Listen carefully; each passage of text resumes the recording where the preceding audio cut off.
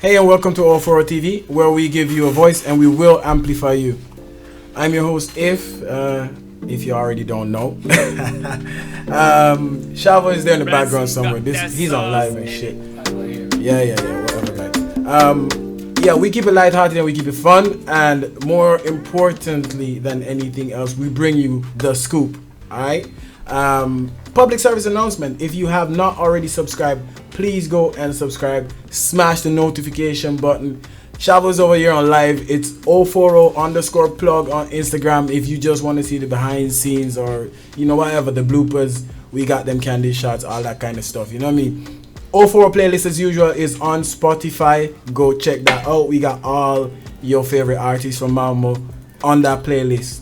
So you know what to do. You follow that playlist and you definitely get some good music, yeah? But speaking of music, today we're in the studio with some producers because we've had some artists before. Now we're going to shift the focus a little bit and we're going to talk to some producers. So first and foremost, we have over here to my left. What up? I go by the name Duni, aka Duniboi. Alright, and Oliver Lidholm. Jag har inget artist. What's up? Not yet, you don't. Nej, exakt. We could just call you Ollie Boy. Sensei O. Hey, I got what it does take to be a producer, what goes into, or how much work actually goes into the nice music you get to listen to on Spotify. So let me start with you, Duni, yeah? Yep. Quick backstory. How did you become a producer, guy? I would say I started through GarageBand, and I was fortunate to have a first try with my friend when I visited him in Malmö. His name is Rodion. So we had few native instruments. So I actually just tried one beat and I felt it really sounded good. So from there I actually took interest and I felt I could definitely try a couple of stuff and I make it work. Although having a background of being a drummer, so I've always wanted to interpret that through digital wise. So ever since then, he actually gave me the program, which is Logic, and I felt it was interesting to kind of like take it off from there. I know you're Nigerian. I greet you. I greet you too. Yeah, that's the first thing I should have said. No, there's no problem. But you know what? Tell me about that I greet you thing. Like, why is it always like, I've seen Nigerians, like when they meet each other, it's like a competition to say I greet you. It's not competition though. It's because it all depends on your region or where you come from. So we have different level of greetings. So if you're from the south side, maybe how far? Okay. And depend on the vibe though. So because we have different type of ethnicity and tribalism and stuff. So different people, different vibes. So but the general language is just if I want to say what up or how are you, I just say how far. Okay. I just say I'm fine. I did fine. Now I've always found it fascinating because like I've seen like when they meet, it's like both of them are like trying to be like I greet you, like I'm the one. we are culture minded because we have this sort of like is like ethnic stuff background that we like to like greet someone to acknowledge the person. So that cool. Oliver. Yes. Now you are no stranger. By the way, disclaimer, I do know Oliver and I've been in the studio with Oliver and just say some things that would maybe not seem to have a context, but they do because I've already met these guys. So Tjena. Yeah, Shina. Music is in your blood. Ja, pappa, pianist, moster, sångerska, kusiner håller på med musik. So you couldn't escape it? Nej. It was just natural for you then to just... Nej, inte det heller. Jag spelade fotboll på hög nivå först. Okay. Eller hög nivå, jag spelade mycket fotboll. Och sen skadade jag mig. Och då var jag tvungen att göra något annat. Okay. So if that didn't happen, we would probably be seeing you like, playing in the Swedish leagues or probably something else. Kanske det är kaxigt att säga ja där såklart. Men om jag hade fortsatt träna hårt så tror jag det. Absolut. Ja, precis. But was that a natural like, transition or did you struggle with... Nej, det började väl mer som ett tv-spel. Nästan. Faktiskt. Att man satt vid datorn och så min lillebror som har varit gäst här, Noah Stenberg. Yeah. Han hade det programmet uppe på sin laptop. Och sen tyckte jag det såg så jävla ball ut. Och då lärde jag ner det. Sen så var jag helt löst. This is your baby brother. actually got you started. Ja. Normally it's the other way around where like, you know, the baby brother follows the big brother. Han är datanörd och jag har aldrig varit en datanörd själv. Så att det var helt nytt för mig. Oh, but you sure you want him to see you calling him a nerd on YouTube? det är helt okej. Han vet att han är det. Okay. All right. But tell me about some of the projects you worked on.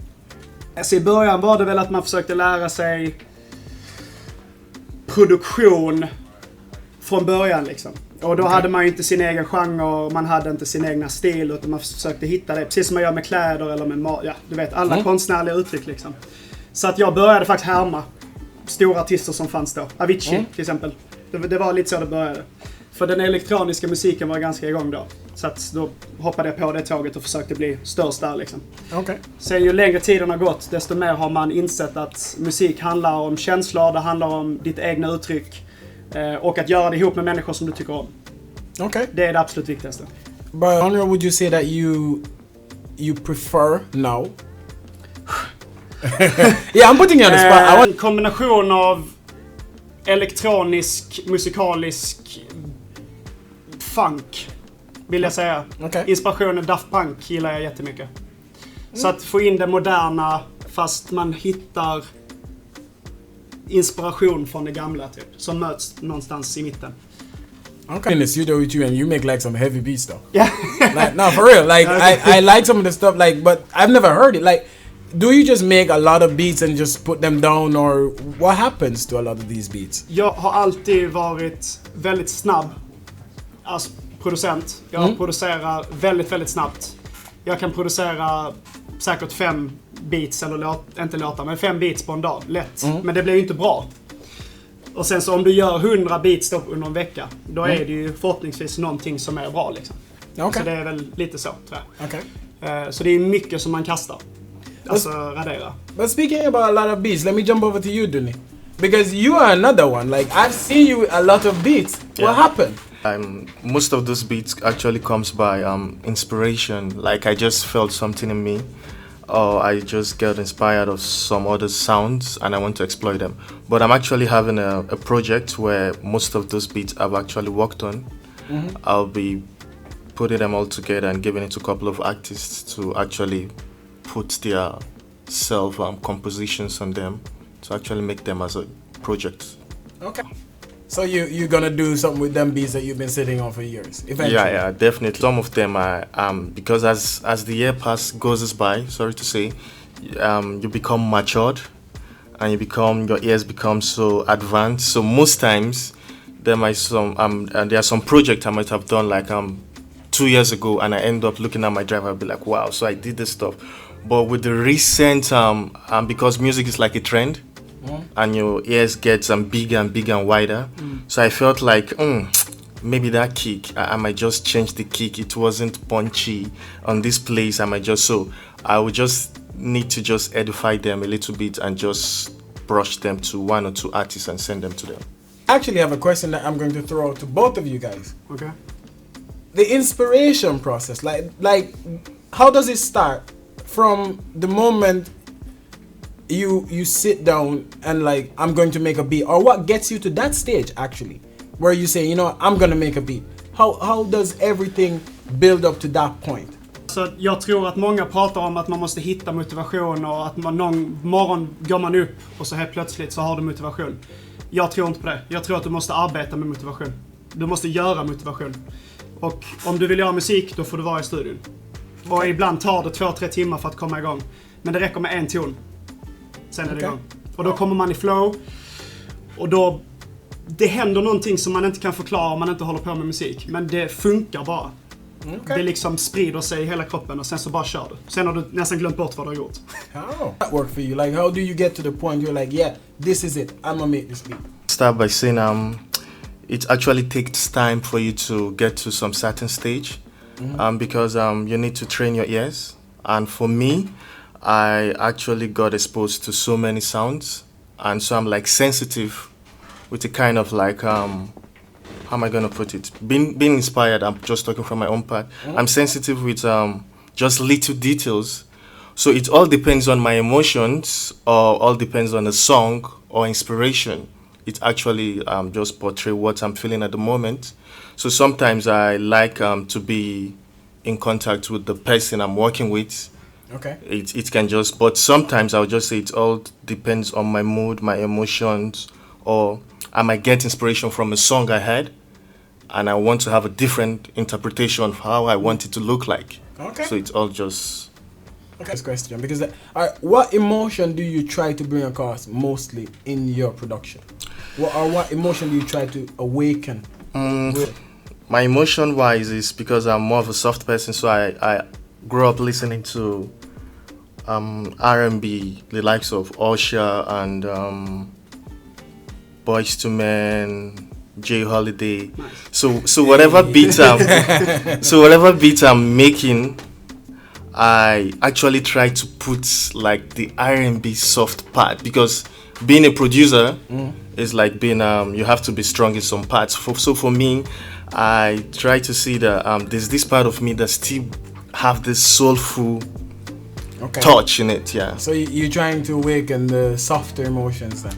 Yeah, it's my even if I was it's not wrong with that, fam. No, I know, but for me it's just my being though, because I can't run away from it. But I felt like I'm more soft and gentle, so I like to put passion in them, because emotions sometimes. Okay. Det måste vara en känsla, men det behöver absolut inte vara en typ av känsla. Okay. Precis som du sa, när du har varit i studion så har det varit väldigt tufft ibland och hårt. Ja. Och är du förbannad på kanske frugan där hemma, då kommer det nog någonting tuffare. Om du är väldigt förälskad och kär, så blir det någonting kanske lite mer soft och lite mer löv. But the thing, because like this is actually something that it's going to be the very first time I even mentioned this on camera. But I think I told you the day in the studio, that song that you produced for Shava, yeah? What was 2000? Yeah. But this one, 2000 and Shava, which is it?